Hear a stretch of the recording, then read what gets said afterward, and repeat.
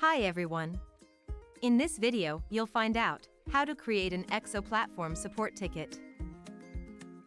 To start, go to your customer space and click on Create an eXo support ticket. The process application opens in a new tab. Click directly on the tickets page in your customer space to access more quickly to the process application. Write your message in the dedicated window, describing your request. You can use the text formatting tools. Your message is automatically saved as a draft, so you can come back to it later. Then attach screenshots or videos. It will be easier for the support team to understand the ticket. Once you've filled in your message and attached the documents needed, click on Submit the request.